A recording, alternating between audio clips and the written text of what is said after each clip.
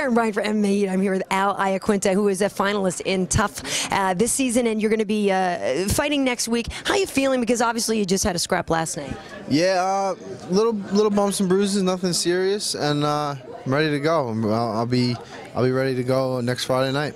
Because that does have some people concerned that it's a lot to ask for you guys, because especially, you know, you guys are throwing down pretty hard, and that's a pretty short turnaround. Yeah, it's definitely, you know, it's crazy, but I've been saying that, you know, the old UFCs, they fought 3 times in a night, so I get an extra week in between, you know, so I'm just kind of thinking of it like that. They would go in there with injuries and just, you know, push through it, and that's what I got to do, just push through it. I knew coming in that, you know, that this was a possibility, fighting 3 times in 3 weeks, and I mentally prepared myself, and I know my body will hold up.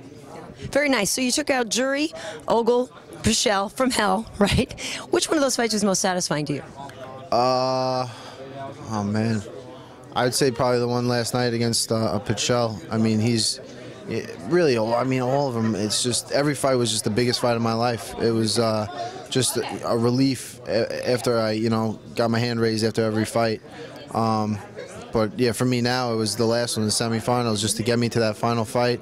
It was, you know, just a big relief, just to, boom, done. I know what's going on, and I know I'm fighting in the finals. If I would have lost, who knows, maybe I don't get a fight. You know, they're not fighting now, but maybe I would have fought the other loser of the semifinals. So I didn't know. I just, you know, you lose in the semifinals of a wrestling tournament, and you go into the wrestlebacks, and, you know, you got to fight your way back to 3rd place. I didn't want to have to fight my way back. I wanted to win that fight, get into the finals where I know what's going on, and you know, I can really do big things, I think.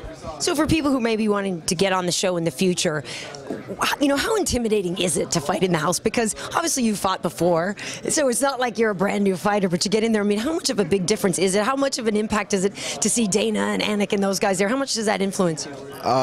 When I fought to get into the house, I was in the back, so I didn't get to see, you know, what was going on, and I just walked out and I fought. Tunnel vision, you know, and then I walked out, and I didn't really get to absorb any of it. And then the first fight in the house, it was Vic and Krushank, and we got walked out, and we had to sit in the bleachers, and we had to watch the fight, and I'm sitting there, and I'm like, what the hell am I doing here? Dana White's sitting there, and, you know, everyone's watching it, and I was so nervous just for them fighting. And then the second fight, again, same thing. I was nervous. I was looking at it. And then when I fought, I was just like the first fight. It was, you know, no nerves and nothing. When you're fighting, you don't really even realize anyone else is there. You know, walking in there, I didn't realize Dana was there until afterwards, you know.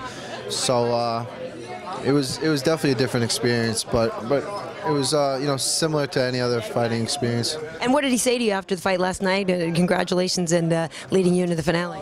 Yeah, you know, I didn't really get to talk to him after the fight. I kind of just threw some ice on myself real quick, and we had to do a bunch of interviews. But he did, you know, say to the group, just behave. You know, we're releasing you crazy guys into the world. So, you know, we all have fights coming up, so I don't think that, you know, it's going to be a problem for anybody. So now, yeah, I've been asking everybody, who's the first person you called when you got your phone back, or the first thing you did, you know, first person you texted? I actually turned my phone on, and as I turned it on, my buddy Matt was calling me, and he works at a local bar around Long Island. He's been having, you know, big parties at the bar, and he was with a bunch of people, so, you know, it was they all went crazy, and it was cool just to hear from everybody. And I took all night just to catch up on what everyone's doing the last 3 months and how everyone's been. It was cool. Took all night. I bet. Yeah, how you know, sort of strange is it to be sequestered for that long? It was real weird. It was something that I'm glad I did, but I really don't want to ever do again. You know, I'm glad I got through it, and I don't think I mean, I probably would have got through it, but it was so much easier having my team and the roommates that I had.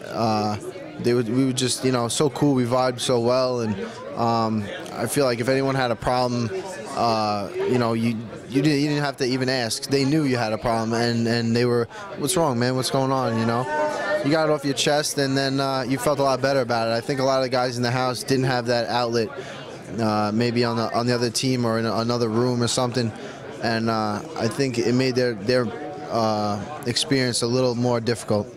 What do you think of Urijah as a coach? Awesome. I think that I'm just so glad. You know,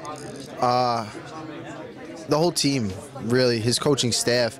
You know, he's awesome. He was working out with us every day, preparing for his fight, and we just had so many great coaches to work with, and they were, you know, we had 8 guys, but we had 8 coaches, and they were all UFC fighters, former world champions, you know.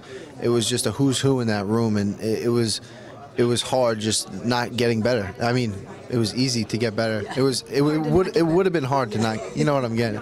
All right. So yeah, it was just, and then just the vibe in the room. Everyone's, you know, before practice we're joking around. Master Tong's hilarious, you know. The guy is just, he's an encyclopedia of Muay Thai, but he's also, you know, so funny, and he makes it so enjoyable, just the noises he makes. And, you know, I'll be panting at the end of a workout, you know, about to die, but I don't even realize it, just because I'm having so much fun, and, you know, we're just, you know, vibing so well, hitting pads or doing whatever kind of workout we're doing. It was, training every day was a pleasure. All right, well, good luck to you in the finale against Chiesa. Thank you very much. Thank you.